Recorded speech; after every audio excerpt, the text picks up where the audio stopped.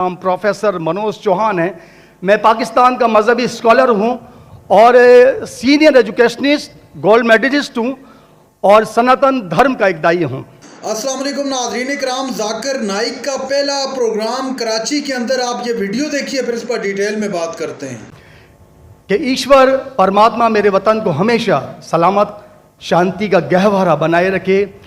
खुदा करे मेरे अर्ज़ पाक पर उतरें वो फसल गुल जिससे अंदेशा ज़वाल ना हो, और यहाँ पर जो फूल खिलें वो खिलता रहें सदियों, यहाँ पर खिज़ा को भी गुजरने की मजाल ना हो। और खुदा करे, ईश्वर करे, परमात्मा करे, हम तमाम लोगों के लिए हयात जुर्म ना हो, ज़िंदगी वबाल ना हो। मैं श्रीमद् भगवद गीता की एक छोटी सी जो वर्ष है वो उससे ही सवाल करूँगा कि भगवद गीता इंसानों से क्या कहती है। क्योंकि जब सनातन धर्म था तो उस वक्त तो कोई मजहब ही नहीं था। 1 अरब 96 करोड़ 4,32,000 साल का एक एरा है सनातन धर्म का। तो उसमें इंसानों से कृष्ण ने कहा है श्रीमद् भगवद गीता में कि हे इंसानों, ये मैं तुझसे कह रहा हूँ कि समाज तेरी कर्म भूमि है और तू अपनी कर्म भूमि के मानदंड से नापा जाएगा। इसीलिए तू कर्मों से भागने का जतन न कर, क्योंकि तेरा निष्काम कर्म ही तेरा कर्तव्य है और तेरा कर्तव्य ही तेरा धर्म। लेकिन ये धर्म केवल तेरे हित के लिए है तो वो धर्म पाप की ओर जाने वाला मार्ग है। इसलिए अपनों से मुक्त होकर समाज कल्याण के लिए कर्म कर कि यही मोक्ष का मार्ग है, जन्नत का रास्ता है। ये बताना इसलिए ज़रूरी था कि मेरा जो सवाल है वो हमारी इस वर्ष से है, इस श्लोक से है कि पूरी दुनिया में, यहाँ तक कि मेडिटेरियन कंट्रीज़ में भी मज़हब के नाम पर लोगों को मारा जा रहा है और उसमें उस मज़हब का जो मुल्क है वो भी बदनाम होता जा रहा है। बीच में मज़हब रखा जाता है। तो मेरा सवाल ये है कि ये जो इंडिया है, भारत है, पाकिस्तान है और दुनिया में कई ऐसे कंट्रीज़ हैं जो मज़हब के नाम पर फ़िरका वारियत फैलाते हैं, तो उसको रोकने के लिए हमें जो स्ट्रेटेजी बनानी पड़ेगी उसके लिए हम क्या करेंगे, ये मेरा छोटा सा सवाल आपसे। और मैं मेरा नाम बताना भूल गया, मुझे बताया कोऑर्डिनेटर ने कि मेरा नाम प्रोफेसर मनोज चौहान है। मैं पाकिस्तान का मजहबी स्कॉलर हूँ और सीनियर एजुकेशनिस्ट, गोल्ड मेडलिस्ट हूँ और सनातन धर्म का एक दाई हूँ। भाई साहब ने बहुत एक अहम सवाल पूछा कि हम देखते हैं कि मज़हब के नाम पे काफ़ी आपस में झगड़े होते हैं, एक दूसरे कत्ल होता है।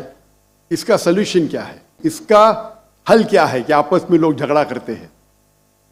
तो मेरे नज़दीक कुरान मजीद की एक आयत है जिसे मैं कहता हूँ मास्टर की फदावा, सूरह अल इमरान की सूरह नंबर 3 आयत नंबर 64 में अल्लाह ताला फरमाते, कुल या अहले किताब, ए अहले किताब यहूद नसारा, तालो इला कलिमतिन सवाइम बैनना व बैनकुम, आओ हम उस बात की तरफ जो आप और हम में यकसा है। अल्लाह नअबुद इल्लल्लाह, कि हम सिर्फ एक अल्लाह की इबादत करें। यहाँ कुरान मजीद में अल्लाह सुब्हानहू व तआला इस आयत में फरमाते हैं, सूरह इमरान सूरह नंबर 3 आयत नंबर 64 में, कुल या अहले किताब, कहो अहले किताब से। ये खुसूसन यहूद और नसारा के बारे में मुखातिब होते हैं, लेकिन इसे एक्सटेंड करके कोई भी दिगर मज़हब से आप बात कर सकते हैं,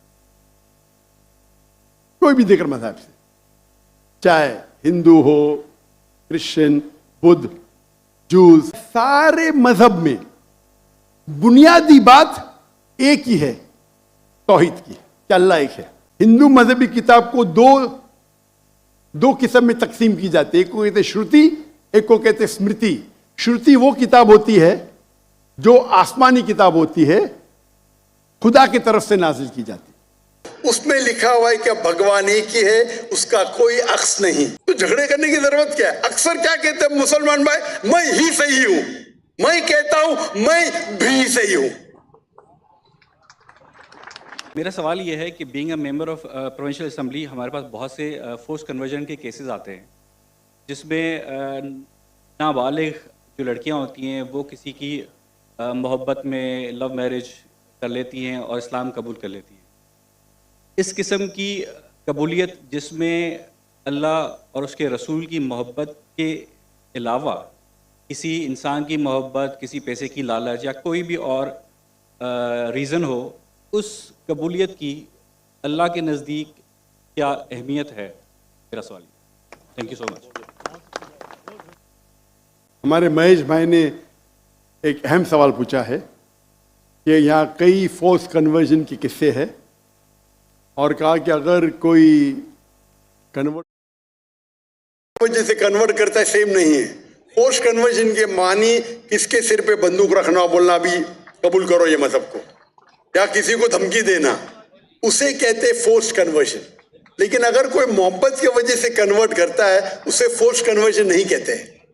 تو فورس کنورژن اسلام میں حرام ہے.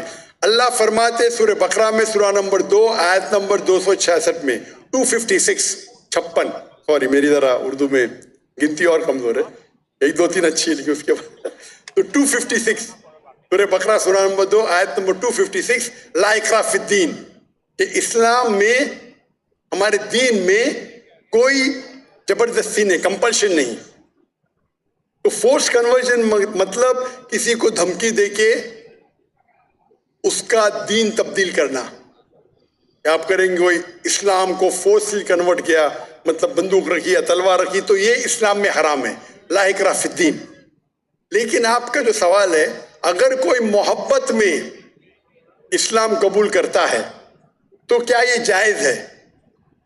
اگر کوئی محبت میں قبول کرتا ہے بنا کوئی پریشر، اگر کوئی غیر مسلم چاہے ہندو ہو عیسائی ہو، کوئی مسلمان کے محبت میں اسلام قبول کرتا ہے تو یہ ایک دم افضل نہیں ہے. لیکن اگر وہ قبول کرتا ہے یا کرتی ہے، وہ کلمہ کہتا ہے یا کہتی ہے، مانتا ہے یا مانتی ہے کہ خدا ایک ہے، اس کے علاوہ کوئی معبود نہیں ہے، اور محمد صلی اللہ علیہ وسلم آخری نبی آخری رسول ہے، تو وہ اسلام میں داخل ہو سکتا ہے یا ہو سکتی ہے. افضل نہیں ہے کیونکہ انہوں نے محبت کی وجہ سے کی، لیکن وہ ذریعہ بن سکتا ہے. ہم نہیں کہہ سکتے دل میں جھانک کے کہ اس نے محبت کی وجہ سے اسلام قبول کیا نہیں. اگر کوئی زبردستی نہیں کرتا ہے، کوئی تلوار نہیں رکھتا ہے، بندوق نہیں رکھتا ہے، وہ اپنے دل سے اسلام قبول کرتی ہے، ہو سکتا ہے کہ وہ اسلام کے بارے میں جانتی نہیں ہے لیکن محبت میں قبول کر لی. ناظرین کرام، آپ نے ویڈیو دیکھی ڈاکٹر ذاکر نائک صاحب جو کہ پاکستان کے آفیشیل دورے پر آئے ہیں، اور کراچی کے اندر آج ان کا پہلا پروگرام تھا، اور اس پروگرام میں بہت بڑی تعداد میں عوام نے شرکت کی. بیسیکلی یہ پروگرام شیڈول سے ہٹ کر تھا، چونکہ ڈاکٹر ذاکر نائک صاحب کو گورنر سندھ نے مدعو کیا تھا، جن کی دعوت کو قبول کرتے ہوئے ڈاکٹر ذاکر نائک صاحب گورنر ہاؤس پہنچے، اور وہاں پہ عوام کا ایک جمع غفیر تھا. بہت سارے سوالات کیے گئے عوام کی جانب سے. ایک ہندو جو ویڈیو کے اندر آپ نے دیکھا سوال کیا گیا، اور انتہائی اہم سوال تھا مذہب کے حوالے سے، اور ایکسٹریمزم ہے اس حوالے سے بھی ان کا سوال تھا کہ اس کا حل کیا ہے، اس کا سدباب کیا ہے. تو ڈاکٹر ذاکر نائک نے ان کو مطمئن کر کے بھیجا.